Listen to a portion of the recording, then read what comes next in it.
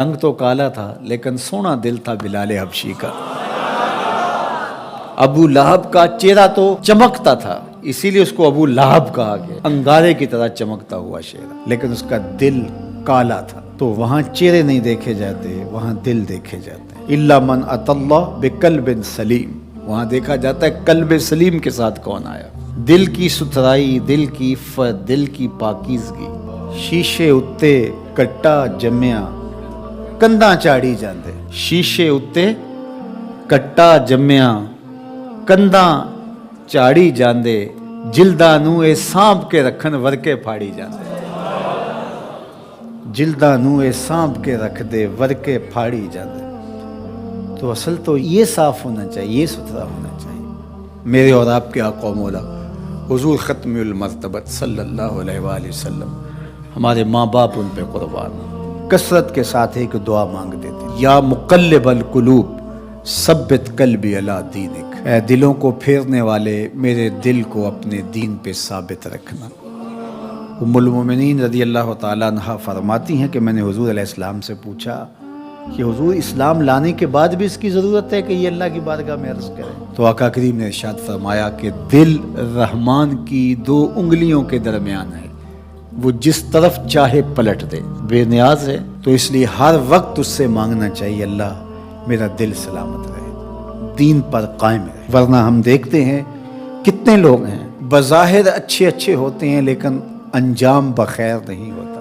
انما الاعمال بالخواتیم، اعمال کا دار و مدار حسن خاتمہ پہ ہے۔ خاتمہ کیسا ہوتا ہے؟ حضرت سہل بن سعد الساعدی رضی اللہ تعالیٰ عنہ فرماتے ہیں کہ ایک غزوہ میں ایک مالدار شخص بڑی بے جگری سے لڑ رہا تھا، اس جرت سے لڑ رہا تھا کہ ہمارے دل میں آیا کہ کیا بات ہے۔ آقا کریم علیہ السلام نے دیکھا تو فرمایا جس نے اہل جہنم میں سے کسی کو دیکھنا ہوتے سے دیکھ لیا۔ بڑی حیرت ہوئی، ایک صحابی کہتے ہیں میں اس کے پیچھے ہو گیا کہ حضور علیہ السلام نے جو فرمایا ہے کوئی وجہ ہوگی تو میں دیکھوں ماجرا کیا ہے۔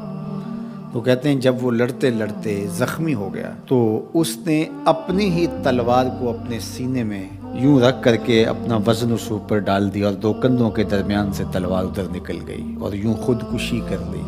تو کہا کہ بندہ ساری زندگی نیکیاں کرتا ہے، لکھا ہوا غالب آ جاتا ہے اور پھر آخر اچھا نہیں اس کا رہتا۔ اور کتنے ایسے لوگ ہیں کہ جن کا ماضی بہت بھیانک اور برا تھا لیکن آخر ٹھیک ہو جاتا ہے۔ تو اس لیے ہمیشہ اللہ سے انجام بخیر کی دعا مانگو۔ یا مقلب القلوب ثبت قلبی علی دینک، اے دلوں کو پھیرنے والے ہمارے دلوں کو دین پہ ثابت رکھنا، کہیں ایسا نہ ہو کہ ہمارا انجام ٹھیک نہ ہو، انجام ہمارا ٹھیک ہونا چاہیے۔ حضرت ابی ملیکہ رضی اللہ تعالیٰ عنہ فرماتے میں 30 اصحاب رسول سے ملاقات کی ہے، میں نے سب کو فکر مند پایا ہے انجام ٹھیک ہو جائے۔ جنہوں نے اپنی آنکھوں سے حضور کو دیکھا وہ بھی ڈر رہے ہمارا انجام ٹھیک ہو جائے۔ رنگا رنگ سہیلیاں پرن کڑے، پر پریا اس دا جانیے جس دا توڑ چڑھے۔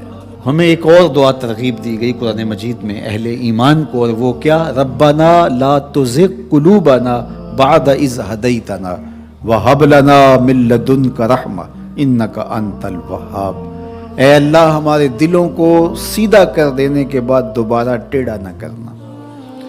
یہ دل سیدھے ہیں تو سیدھے ہی رہیں، یہ کبھی دوبارہ ٹیڑھے نہ ہوں۔ یہ نرم ہیں تو نرم ہی رہیں، کہیں پتھر نہ ہو جائیں۔ ایمان کے نور سے جگمگا رہے ہیں اللہ، یہ جگمگاتے ہی رہیں، کہیں دوبارہ ان میں ظلمتیں نہ آ جائیں۔ لا تزغ قلوبنا بعد اذ ہدیتنا، ہمارے دلوں کو سیدھا کر دینے کے بعد دوبارہ ٹیڑھا نہ کر دینا۔ وہب لنا من لدنک رحمہ، اور ہمیں اپنی جناب سے رحمتیں عطا کر دے۔ انک انت الوہاب، تو وہاب ہے، اپنے کرم سے اپنے فضل سے ہمیں مالا مال فرما دے۔ تو میری دعا ہے اپنے لیے سب سے پہلے اور آپ سب کے لیے اور اپنے جملہ دوستوں کے لیے، پیر بھائیوں کے لیے، سب ملنے والوں کے لیے کہ اے اللہ ہم سب کو ہمیشہ ثابت قدم دین پہ رکھنا، آخری ہچکی تیرے نام پہ آئے، تیرے محبوب کی غلامی میں آئے، ہم سب کا خاتمہ ایمان پہ۔ ایک ایک کر کے دوست ہم سے جدا ہو رہے ہیں، ہم بھی اس دنیا پہ مستقل رہنے والے نہیں ہیں، کوچ کر جانے والے ہیں۔